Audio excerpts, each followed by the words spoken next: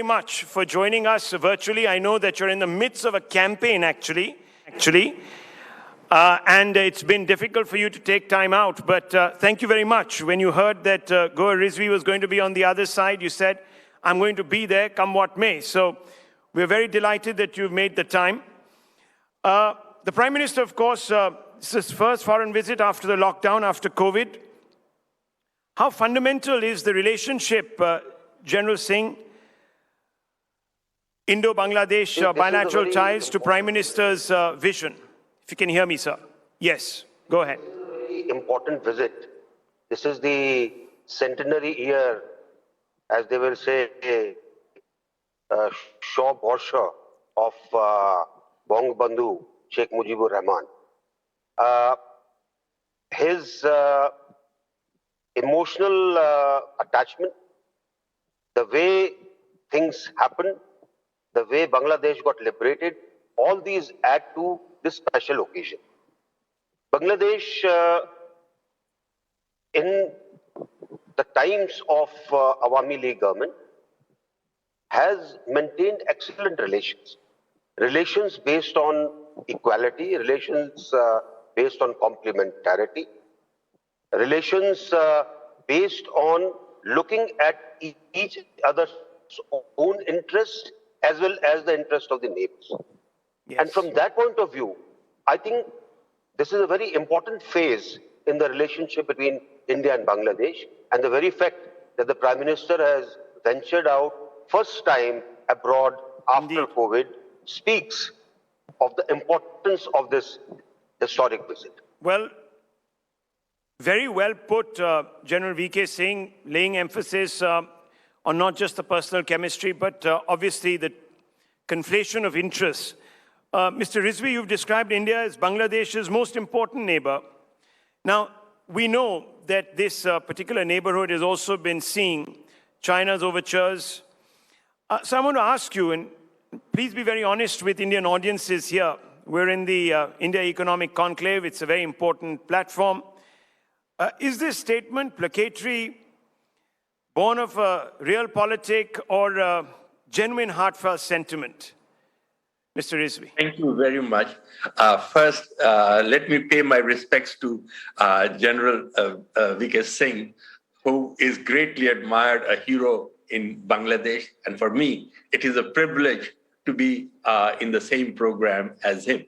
And thank you to India Economic Conclave for having me. You're welcome. You know, when I said India is our most important partner and neighbor, I was not exaggerating one bit.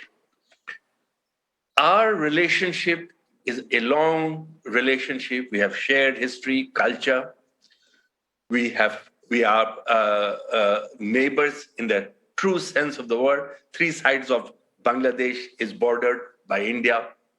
And our economy and our communication and transport systems were integrated. Sadly, it was during the Pakistani phase of our history, from 1947 to 1971, much of these transport networks and trade relations were disrupted. Over the years, and especially since 2009, we have removed all irritations, all issues that existed between the two countries, and we have the deepest, closest relationship that, without a word of exaggeration, we ever had in history.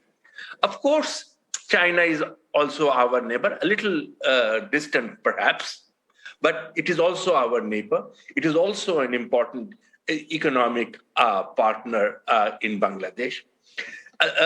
Nobody can deny that.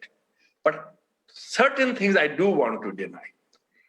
One is that it is not either or, that it has to, Bangladesh, India, as I have already said, it is to our, not only for historical reasons, for our economic, social development, for our political stability, for our place in the world, India is our closest ally and will continue to be so.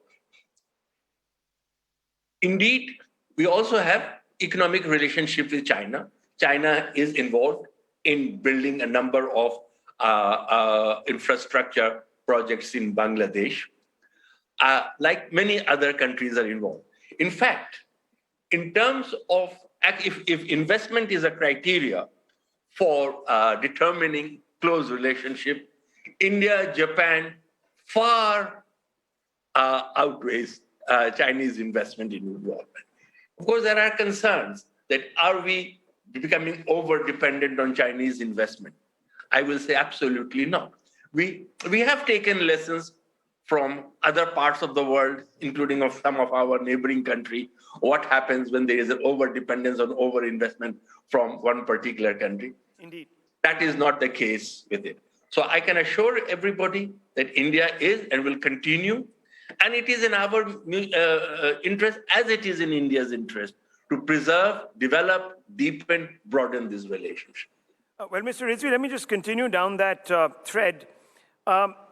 India obviously placing a huge emphasis now in its outreach in respecting regional plurality and diverse leadership. And perhaps it was to that intent, and I would like your views on this, that India made exceptions and conferred the Gandhi Peace Award 2020 on Bangabandhu, Sheikh Mujibur Rahman. Would you agree, or do you see this as perhaps a cycle of diplomacy, or do you think that this exception will further send a signal?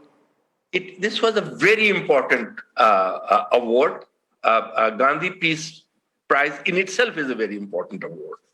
But sometimes the award is enhanced also by the recipients.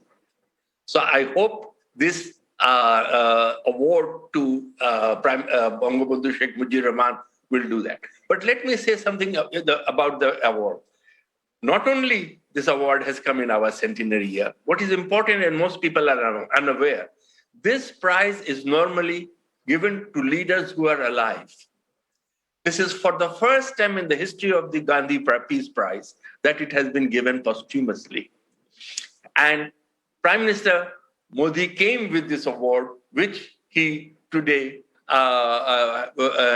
is handing it over to the Prime Minister to show the special relationship between the two countries and also the special place that Bangabandhu Sheikh Mujib accorded to the friendship of India.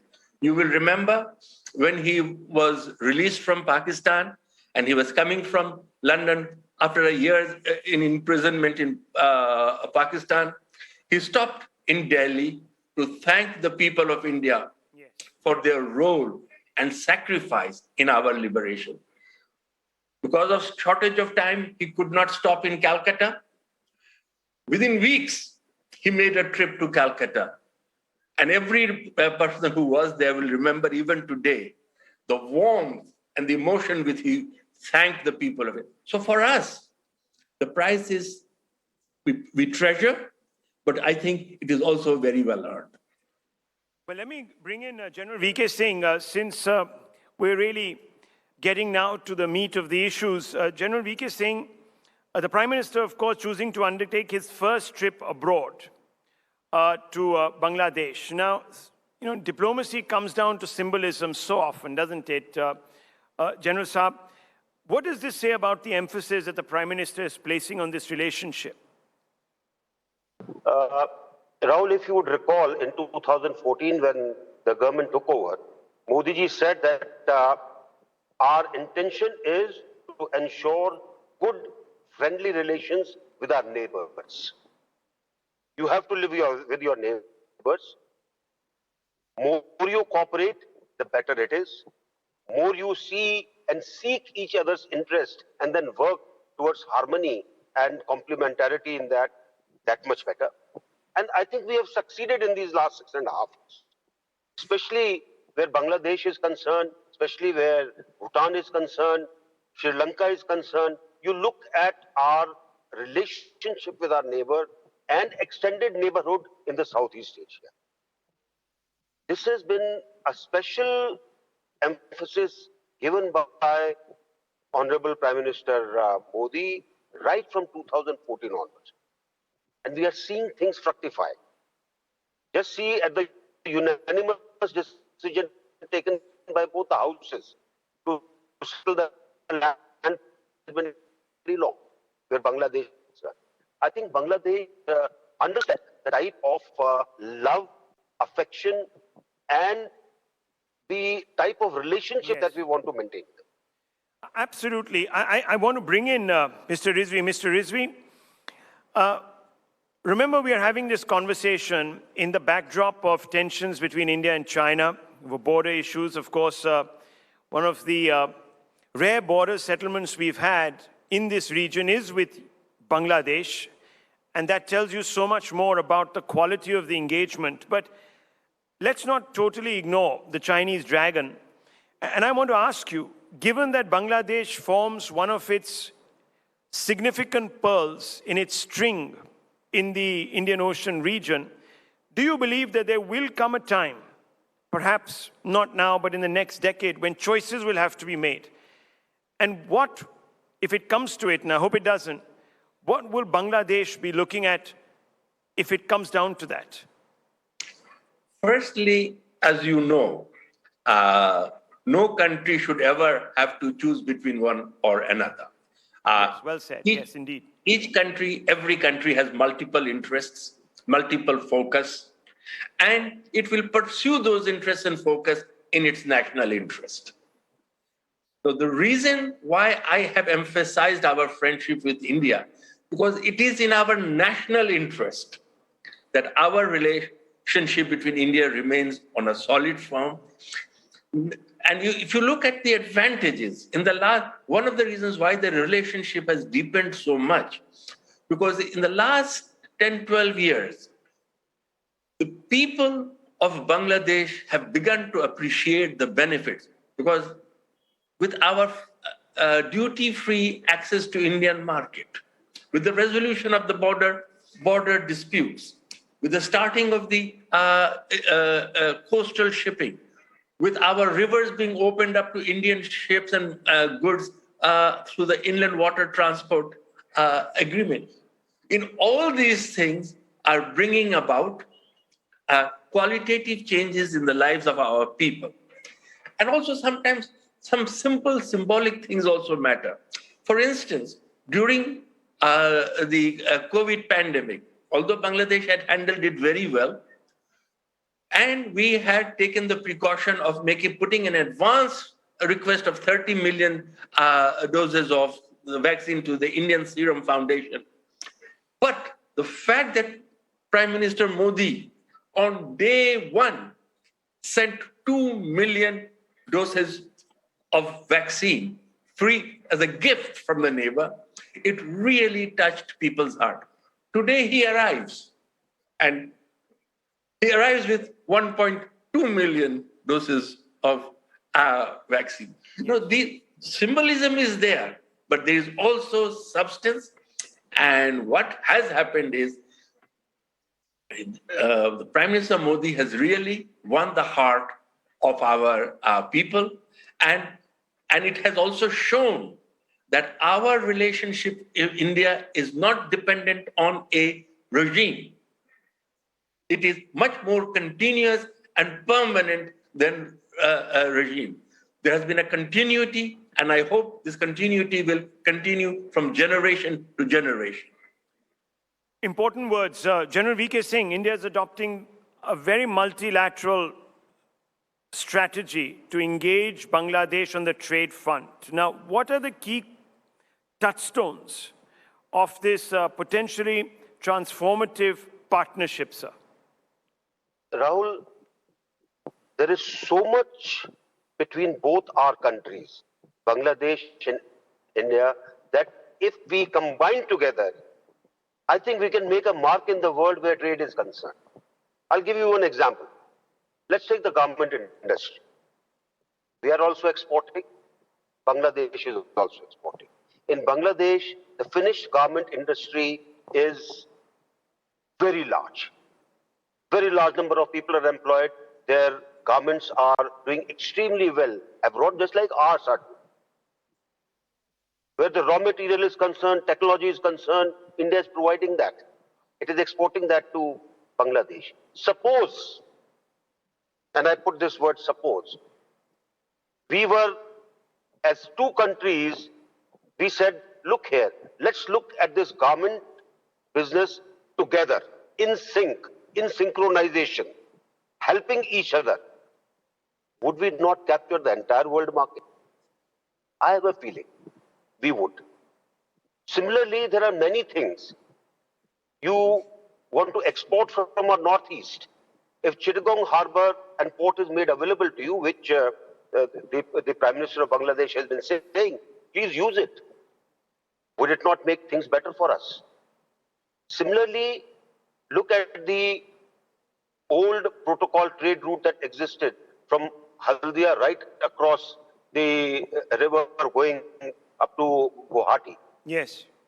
How much money can we save if we were to use it more effectively? If we were to develop the port facilities in Bangladesh? So therefore, I think we would be really good. I think what you've said makes a lot of sense, General VK Singh. There's a natural confluence there, and therefore I want to bring in Mr. Rizvi, who spoke about the experience that other South Asian countries have had with China, for instance, and not so much India. We've seen Pakistan and Sri Lanka falling into a dual deficit and debt trap, if not a lot more, when it came to trade taps with China. Would you say, Mr. Gowher Rizvi, that Dhaka is perhaps more at ease with doing business with India? May I, before answering your question, add a few words to the General? Sure, of course. But you're absolutely right, General, what you have said. And many of the things that you have said have already opened. Our Chittagong port is now fully servicing a trade between Agartala and India. Coastal shipping is already operational. IWTA protocol is and you also made a very, very important point. Why don't we work together more closely on these things? Now, one of the ways in which we have already started working, if you notice that the trade balance between India and Bangladesh is almost 10-1 in India's favor. Not that that single indicator is everything, but obviously it is an important indicator. And one of the ways what we are doing, and it has begun to happen, is we are encouraging Indian investors to produce goods for Indian domestic market and consumption, taking advantage of the free trade access. So Indian investors are now investing and manufacturing goods, including garment, which they are again importing back duty-free. This is helping us to balance that trade. At the same time, strengthening both our countries in the apparel industry. Now, Rahul, let me go back to your very important question. You know, if you look at our, if you disaggregate the various figures, our external borrowing is rather conservative. We have been very, very careful how and where we borrow and what percentage of our GDP is dependent on that. And here we are on a very, very safe. I will say we have watched what has, if I may say so, and not in the spirit of criticism, just as a point of analysis, what has happened in Sri Lanka, in the port of Hutanta, or what has happened in Djibouti. We have watched that, we have understood that, and we are not going to fall into any external debt trap. The investments that are coming into are helping to fuel the growth of our trade. Our trade annually, government annually is increasing 20% a year. This would not have happened if we did not have that sort of investment, power investment that is coming from India. India is a major power investor in Bangladesh. So what we are borrowing is more than being compensated by our expansion of our economy and what we are earning. Our earning is increasing year by year. I know you have to leave for that important meeting with the Indian Prime Minister and Sheikh Hasina, so I'm not going to take much more of your time, Mr. Rizvi. One last question to you.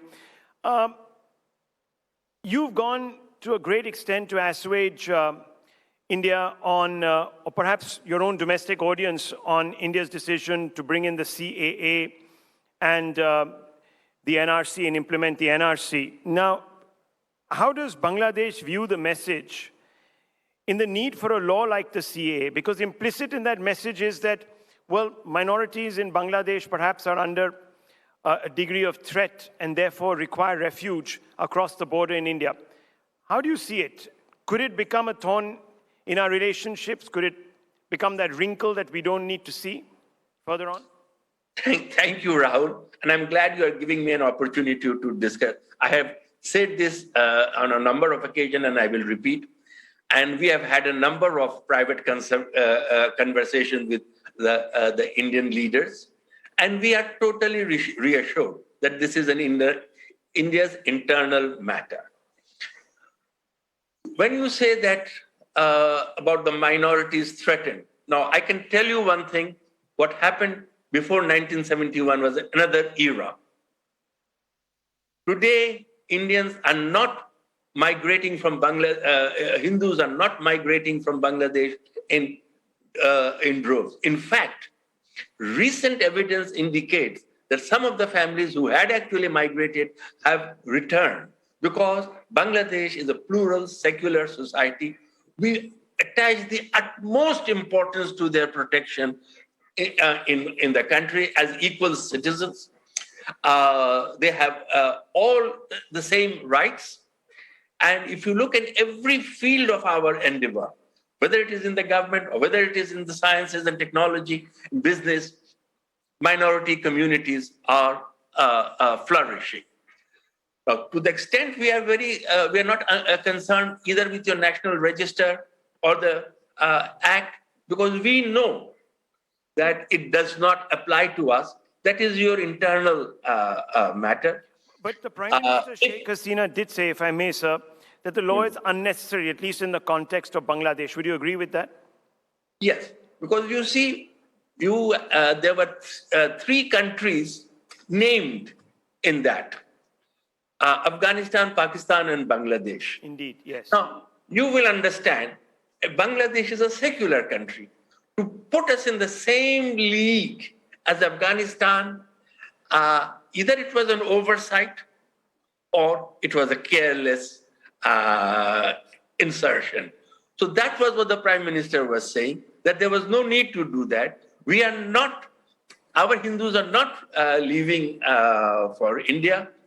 And we are very, very proud of our plural society. We have Hindus, Christians, Buddhists, Muslims.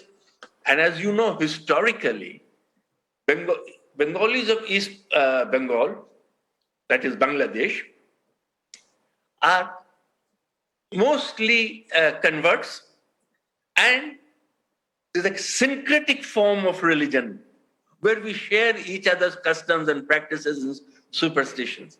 And if you have, and I would really invite you, Rahul, please come to Bangladesh during Durga Puja. You will for a moment think that you are in Calcutta. Our Durga Puja is extremely vibrant, not because of the Hindu community alone. This is also the biggest, one of the biggest festivals for the Muslims. We all join in, we all celebrate together, and our Prime Minister keeps saying that religion is everybody's own, festivals are ours, everybody's. And that's what makes Hindu, Muslim community coming together, flourishing together. And believe me, I do not say this in exaggeration. Our plurality is our pride. Well, that's a very reassuring message and a heartfelt one coming from Mr. Gowher Rizvi. Yes, our Prime Minister is, of course, also visiting some important temples in Bangladesh, places of worship for the Hindu community there. Thank you, Mr. Rizvi, for speaking to me. I'm going to continue this session with General VK Singh, a couple of more questions on the same theme. General VK Singh, you heard Mr. Rizvi saying that, look, when it came to Bangladesh, the CA perhaps doesn't apply. And we know that the Prime Minister's visit comes right in the middle of a very heated campaign that's going on in Bengal and even Assam, where commitments have been made on CAA and NRC. Now, given Bangladesh's remarkable economic surge and increase in per capita income, is this fear of cross-border immigration, therefore, General VK Singh, overblown in your estimate? Rahul, more the progress in Bangladesh, more the livelihood increase in Bangladesh, more jobs in Bangladesh means more and more number of people satisfied out there who do not want to venture out looking for jobs. I think prosperity of Bangladesh is very important for us. And we must make all attempts to ensure that that prosperity goes across all the sections of society in Bangladesh. You will see that these issues that we have had in terms of what are at times termed as illegal immigration and all that, they will go away. When a person knows he gets a good amount of money sitting in his own place in Bangladesh, why would he go out? Why would he like to put his own life in danger and his family's life in danger, trying to seek something which may not be available? Indeed. So, my personal view is that we must ensure that there is a greater progress in Bangladesh. More the economic revival in Bangladesh, better it is for us. Well, that's why we spoke about collaborative and distributive growth. Now we understand why the Prime Minister is in Bangladesh today. Well, thank you very much.